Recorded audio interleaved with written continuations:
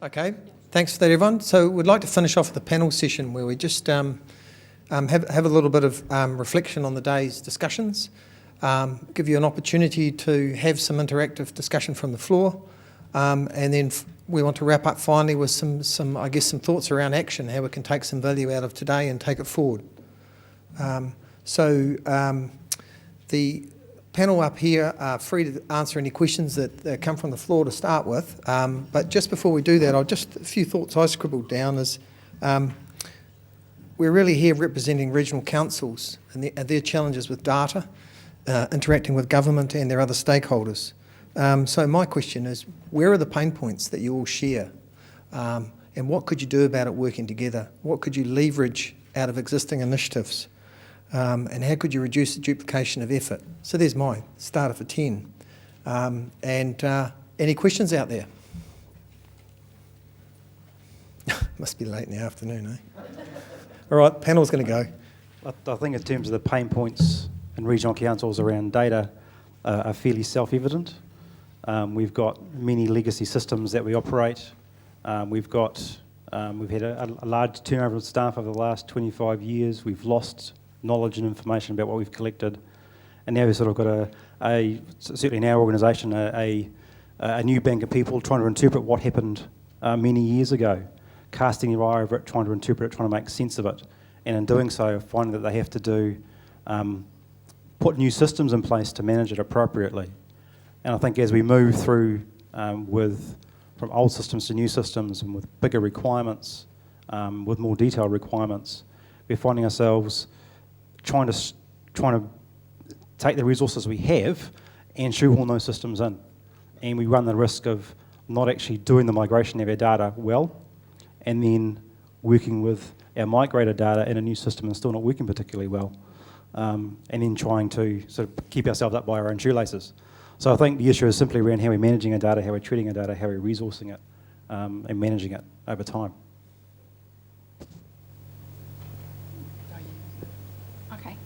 So thank you. So my take home for the day is what he said. So we've got a renaissance in information that's happening right here, right now for you guys, and there's a lot of push factors. So EMA, LAWA, the Open Data Program, and there's also a bunch of pull factors around your own business intelligence. And it's all coming to a crunch, and I can see all of you feeling the pressure of that crunch right here, right now.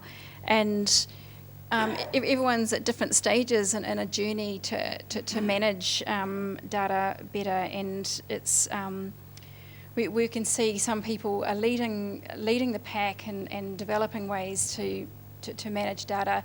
Others are following from behind, and I guess the challenge is to work out how to accelerate that for everybody. So, and the other take home for me from today is that as central government, if and when we're creating new governance structures, we definitely need to be including regional councils way more in how that operates. We need to be, having forums and ways to connect and communicate. But perhaps hold more conferences like this. Perhaps meet up at Algom, other kind of existing forums. So those are my two keys. Yeah. So it's always great going last because people generally take all your talking points, but that's fine. I'll just make something up. So it's interesting. I think we're all, as people have said, everybody is trying to figure this stuff out. It's not easy. It's complex. However, let's share our stuff. People have spoke about sharing business cases. That shouldn't be too hard. We might need to take some numbers out and some names out, but that shouldn't be too difficult. MED gave me their business case for R a few years ago. I'm happy to share the metadata guidance documents we have. And then I guess talking to each other and sharing things is easy. Can we also start having common approaches to things like tendering? So Sean mentioned when we were speaking just before, can we make sure that we're building standards into what we do? So when we're purchasing things, at least we know they'll work with other people's systems. This is not, these are not unique messages. I'm sure you've all heard this stuff before. However, we're all busy. We all get stuck in what we need to be doing. So I know people use Sean a lot as a resource, and some other people in the room. So I guess keep asking questions, and we can keep trying to help each other out. Okay, any questions from the floor?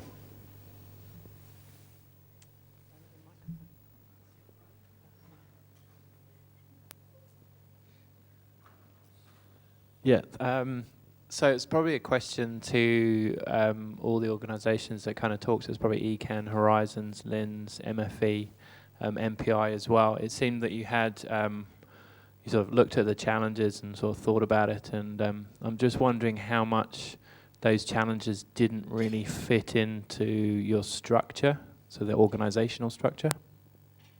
And I'm guessing you probably potentially made changes accordingly. Yes. Yeah. Yes. We, about 7 or 8 years ago, the organisation took a decision to separate out part of our IT function into systems and infrastructure, and then link the systems to our outputs, and then make it more interrelated with our data collectors. And so we became more engaged with what the business was doing.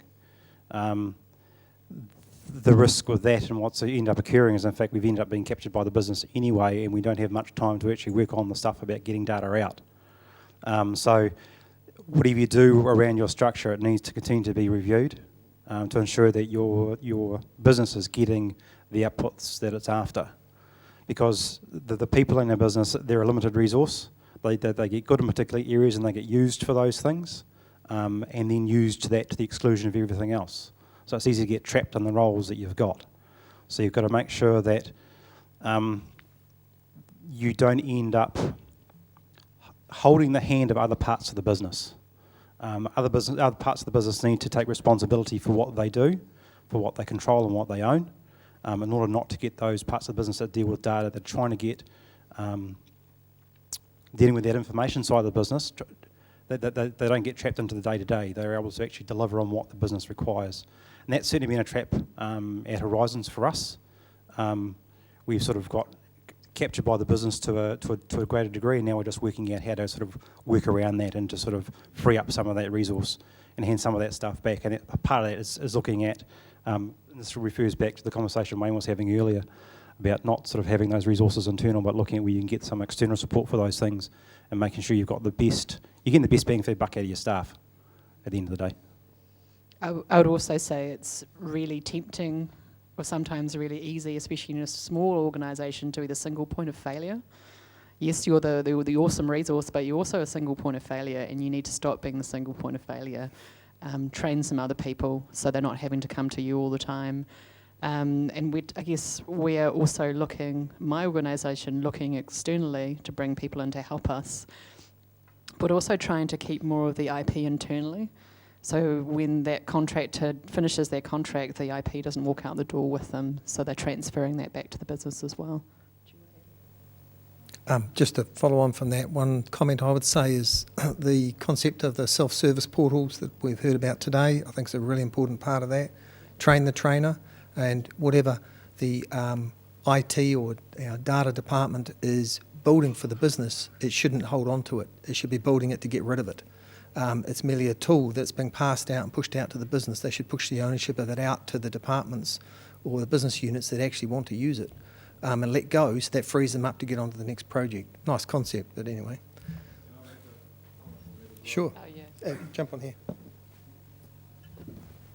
If the thing, yeah. So at MPI, actually, the organisational structure was actually quite an important factor, because we had this many departments, and some of those departments actually were using data quite well, other actually were not. And in terms of geospatial, for instance, food safety never really used geospatial. So when we actually did the program of work, one of the things is actually that engagement and actually make sure that every part of the organisation actually understands what we're doing and reaching out to actually make sure that they are aware of what's happening. They may not take it up, and that's fine, sort of, and so we actually want to work with the groups that actually want to work with us as well. But in that process, what we actually seen is when they actually start seeing things emerge, then actually they come to us, and for instance, the food safety actually, a few months ago actually, we got actually approached by them, sort of, hey, we see you're doing this stuff now. We're actually thinking of, we want to actually know where all the premises are for, the food safety premises and processing plants and things like that. So can we map those and actually start engaging with us actually, so that actually creates its own momentum as well. And one of the things that was always a bit of a problem at MPI was actually that departments were not really aware of what we're doing, or they perceived us and us being information services as a more like a block sort of thing. Oh, we can go through you, but then you start talking about integration and make our little project huge, and it's going to take years, and so they just did, oh well, we're going to do it ourselves, and we're just going to put this data on Google, and we use Google Maps, and we get what we want, sort of things. And it's actually trying to get away from that. That actually really requires you to actually engage with the business and really make sure that you get that conversation going, not just pushing out and as the big leader, sort of, this is what we're going to do and you shall use it, but actually really engage with the business and working with them to figure out what is required. So, Thank you. Mm-hmm. I've got a question over there. Yeah, so my question is not necessarily for the panel exclusively. It's more around, there's a lot of information that's been shared today, and there's a lot of good stuff that was shown. So it's more around, so what is the general feeling around the maturity of data management across, the government entities? And in order to up the maturity, where should the focus areas be in terms of, getting accelerated growth from a general sort of data management maturity perspective?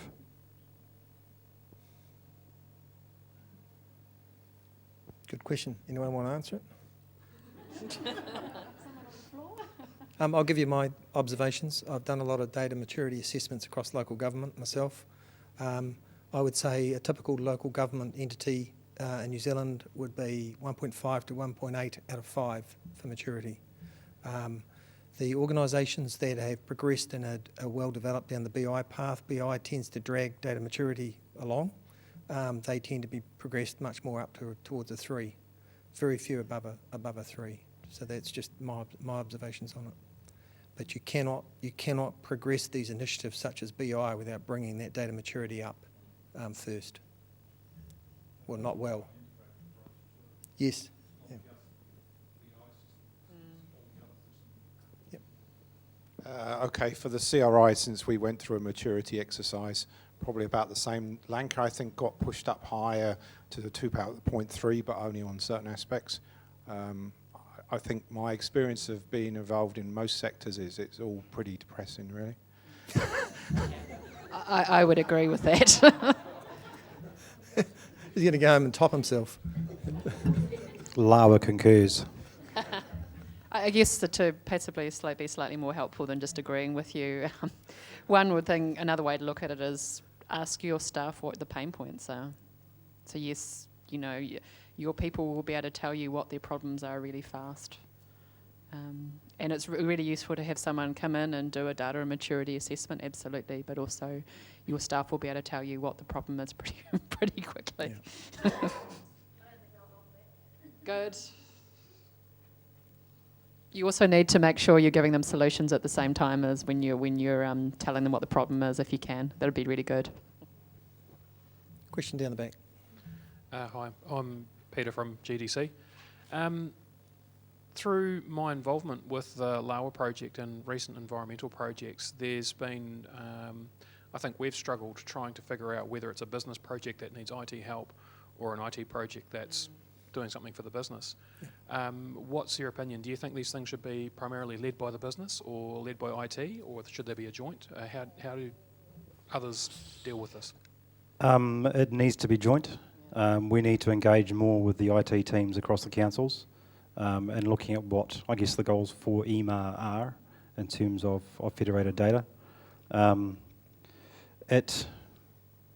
We've sort of started off in that specialised hydrology space, which is, they tend to manage their own infrastructure, but as we sort of expanded that, we sort of widened the scope, widened the net, and we're sort of now taking in IT support from the different councils. And looking at where LAWA needs to go over the next few years, we need to make sure that we have a plan in place that engages with effectively the IT SIG across the councils, and make sure everyone's joined up. And it's in that joining up across both the business side and the IT side that this will succeed. We had some discussions around data governance today. Generally, the data governance function in an organisation does not reside within IT. It is a business function, and IT is one part of it, and one or two representatives at the most for the ones that I've seen working well. So, you know, in terms of answering that question, I very much see it as a business project that IT is strongly involved with. And if I can just jump in there, I mean, I talked earlier around having that kind of one person for LAWA to engage with or EMA to engage with, but really they should be pulling together a cross-functional team. So you need your IT, you need your science, you need your comms staff, all to be coming together and a kind of coordinated approach. Just put in another plug for that. Yeah. Any more questions?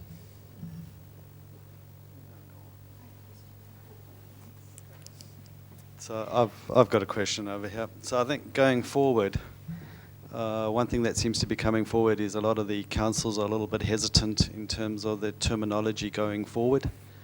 So for example, if we want to start bringing in data dictionaries or vernacular dictionaries into our systems and put them into the compliance and the consents permitting and that sort of into those sort of business processes, I think the question really is we would like guidance, obviously, either from MFE or from NEMAR in terms of what the correct vocabularies would be. Because once you implement it into your system to get it out and change it to something else, it's quite a job. So the question is this on your radar? And if it is on your radar, what sort of timeframes are you looking at in getting something published? Is that on the email work plan? Sure.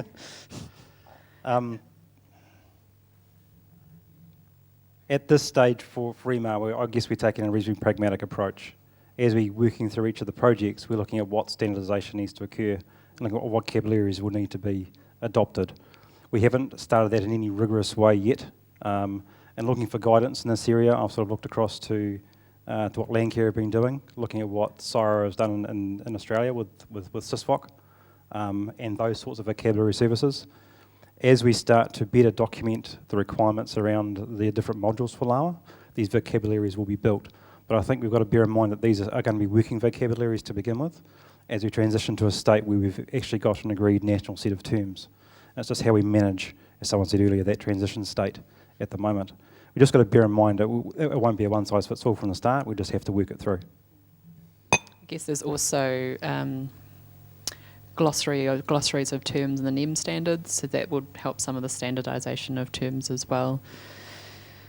I think Sean's probably mostly answered. It's one of these things that we know about.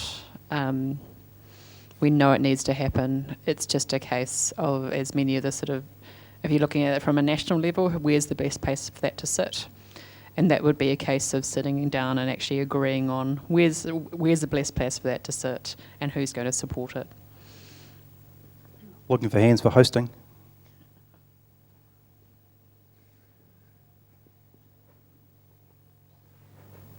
My question is probably to the room, is we've all gathered here, we've all come and gained a lot of information, and one of my biggest challenges is actually providing the solution, and clearly likes of ECAN are way ahead of where we are in the BI space, and there's others around the room that are. How do we all get together in the next session and then try and come up with a joint solution, a joint or if we even can't come up with a joint solution, just to be able to leverage off each other and actually stop reinventing the wheel, because the wheel's 3/4 invented probably if we take everybody's knowledge all together. And clearly we don't have the resources to do it, but I think as a group we seriously do have those resources. I think there's real value in that. Even sharing data schemas, standardising those across regional councils as much as possible would be incredibly valuable. Question? Comment? It's a question. All institutions have legacy data. How should we treat that legacy data? Do we just have to accept that it's going to be QA'd to varying standards and we just draw a line in the sand? Or should, as a first step, institutions spend a lot of time to try and improve the data quality of that legacy data? What's the best approach? How much money you got to invest? Waiting for that. Draw a line in the sand. Yeah. Yeah. Agreed. I think that's where most people will end up, and that's sensible. Because you're better to invest going forward than going back and trying to fix things. What you'll find is you'll have various projects that come up in the future anyway that will require you to go back and look at the legacy data, and at that point in time you'll deal with it. But until that time, draw the line and move on. 100% agree. I once did an analysis for a large corporate who shall remain nameless. They'd gone on a BI program, they'd implemented it and realised that they couldn't go back more than 12 months because of some system integration they did very poorly. The board actually asked me what it would cost to go back another 2 years, and I went and did an analysis and said $500,000 a year. And I said, and that's with all going to plan. I said, not worth it, look forward. Do what you can with moving forward and getting the right things in place. So I just realised we didn't actually answer your question. I was wondering, is there an existing forum where people, like the people in this room, would be already getting together anyway? Or not really? Is this a different group than what would the people that would go to Algam, or? There's a bit of a mixture, I think. Yeah. And some of the people that are in like the IT reset are here, but some of the people aren't. There's the RSHL group. There's and there's just people that probably don't get together all the time. So I think somehow we've got to get them together. So what is that forum? Is it a regional council data management forum? I mean, what is it? I guess he's wondering, how is this group different from what we've already got? That's what I'm curious about as well. Is this just bringing IT and data and other people together? Is that what's the difference today?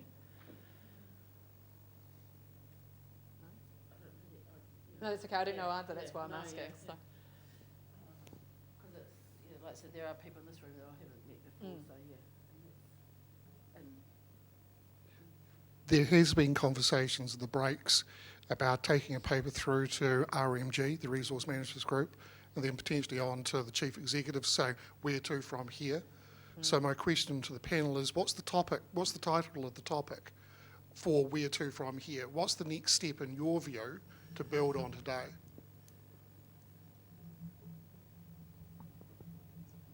You engage a CE with money. That's what they're going to make a decision about.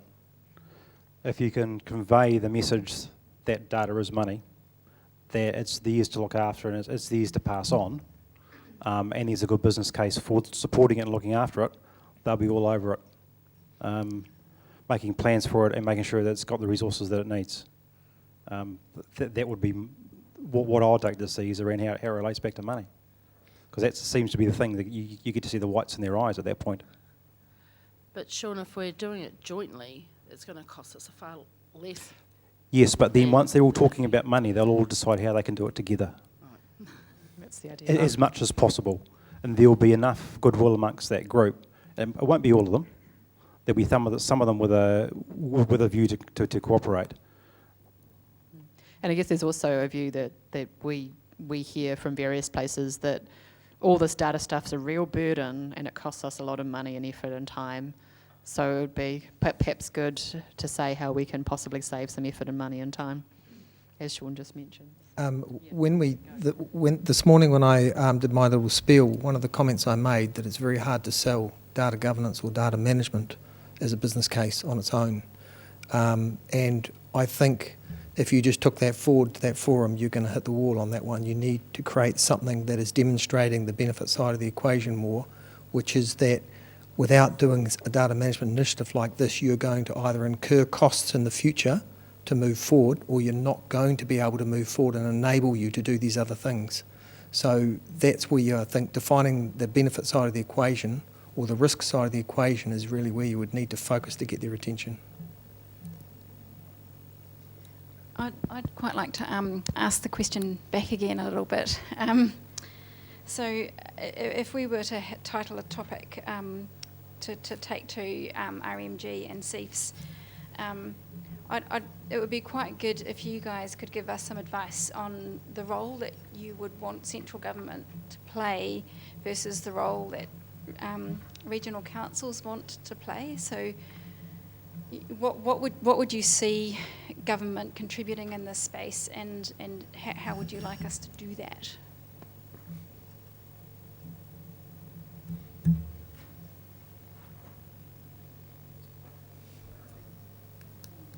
Clarity?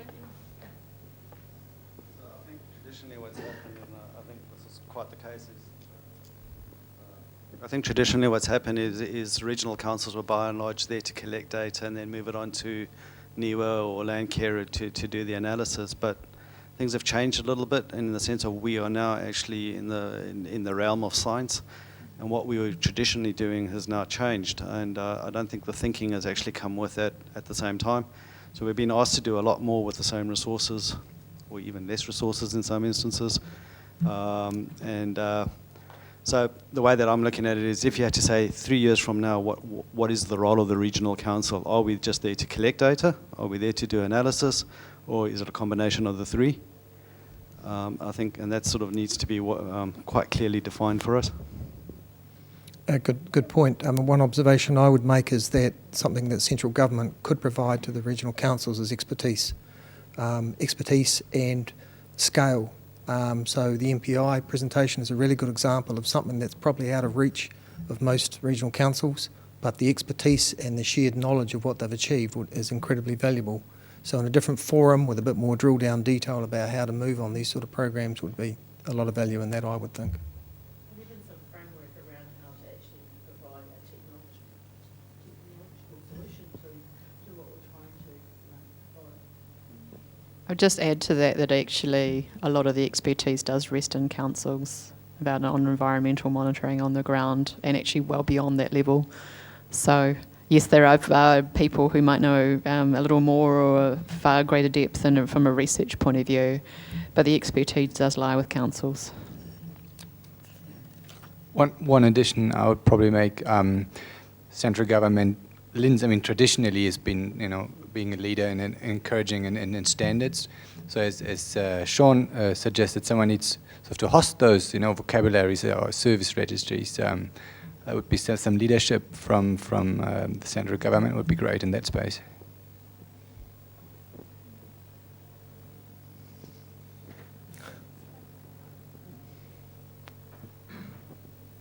So going back to Vin's question, what is the question we need to answer?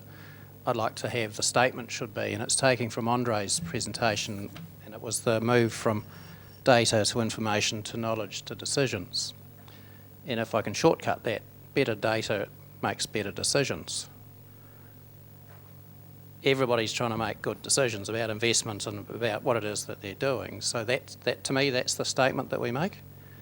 Better data leads to better decisions. What do we need to do beyond that to make it all happen? That's the tagline I think that the CEs would respond to.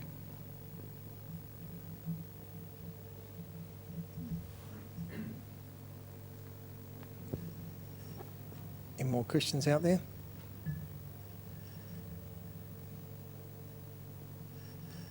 Oh, back over here.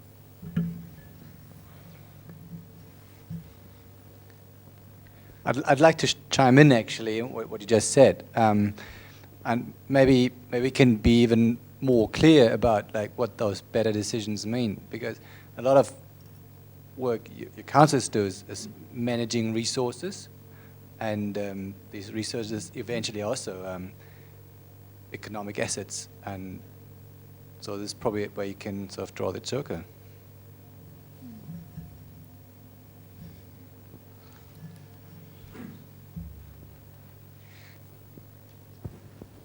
Just to respond to that a little bit, so that comes back to the business case and actually linking that back to the strategic priorities of your organisation. So if you make a better decision, then that better decision has to affect something in the environment. If it doesn't affect anything in the real world, what's the point? A better map is not a benefit. A map when you can make a better decision and then you direct your resources to another place where you have more impact. That's a decision that actually has an impact directly in the in the real world. So the important part of when we built the business case at MPI was actually that whole path through from I'm doing a project which is an initiative. That initiative has an outcome, something built, a system or a database. Then that system provides a benefit within the business, so they can have faster response times or something like that. If you have a faster response time, you have less damage and more economic benefit and things like that. So it's that whole line that you need to show when you build your business case and when you actually build these cases, and that's quite an important part of it. Anything from the panel? I'd just like to move on to trying to generate 2 or 3 action points out of this. Can I have a show of hands of who thinks it would be a sensible idea to create some type of data management forum for regional councils? Right, so that's most people in the room. And I appreciate that there's already a lot of forums out there and a lot of meeting groups and everything, and I guess the question is there another one you could leverage or expand? You could still explore that. But it seems to be quite a sensible idea that sort of group would meet on some type of regular basis, not too regular obviously, you're all busy people, to try and fledge out how can we work together better, what standards can we get in place together, what knowledge can we share together, what experts can we share together, and is there potential to work together in any specific way? Does that make sense? Just on that, how many people in the room would attend either the recent meetings or the land meetings? Is that pretty much everyone here, or are there groups that can meet this, that already exist, that can just have an overlap of the day? Yes, add it on to the end of another, like an LGIM or something like that, whatever.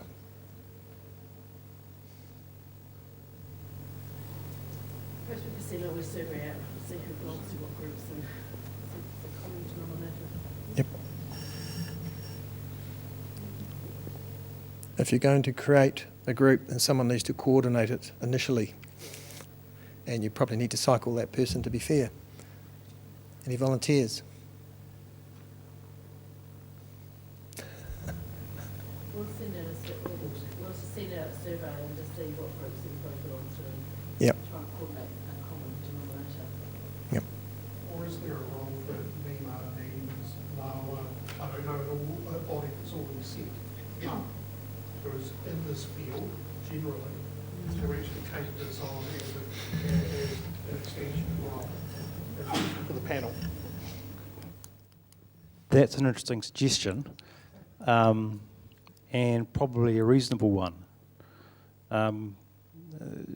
We have a teleconference on Friday to talk about supporting councils and sharing data for LAWA, and a more wider conversation around federation in general and what that means. That would then, I guess, naturally lead into that type of forum anyway. So yeah, good suggestion. It's something that we can put on the agenda for Friday. They've done a lot of coordination in the past with different groups, especially like water metering and so forth, to try and get these sorts of things up and running. So, whether it's there as well, but that can be part of the conversation. That can, I'm in on that teleconference, so that can be part of that. I mean, it's usually pretty, to be honest, it's pretty generally, my manager might not love me, but anyway, pretty straightforward for us to host things. So at least we can provide a free venue and some catering, for God's sake. And if, maybe a little bit of help with organisation. I personally can't commit to anything else without doing a really terrible job. I wish that wasn't the case. But once again, there might be other people who would have more capacity to actually help out here. But thank you for the suggestion.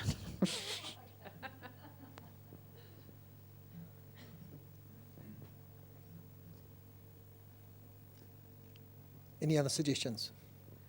Something we were speaking about at the break is that there's already a lot of good stuff going on.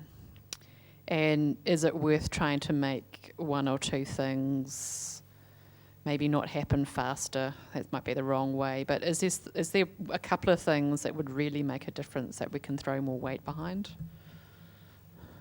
Anybody have any thoughts on that one?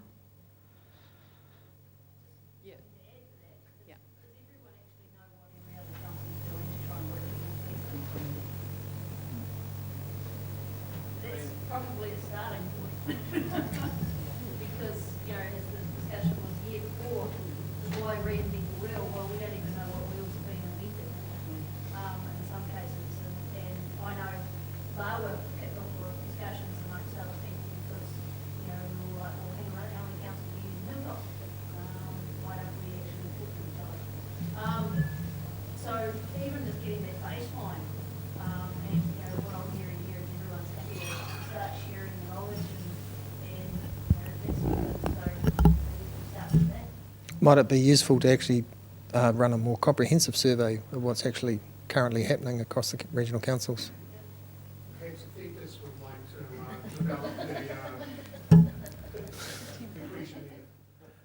But that concept in terms of giving yourself a baseline so you know where people are at, relatively speaking.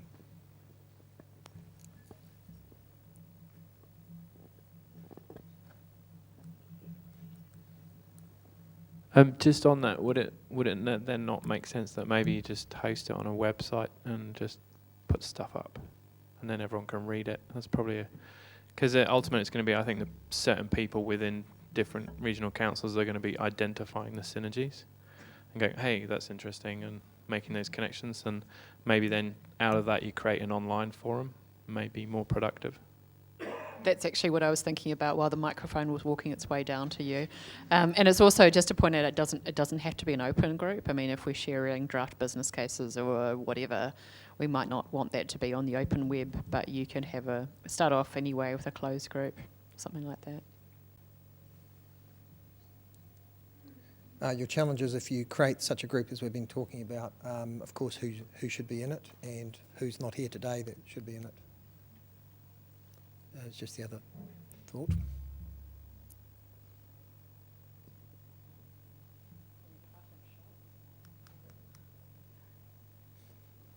I've used up my inspiration quota. Okay, I'd like to, I think we'll close it there. Yeah. And Vin, come up and do the thank yous.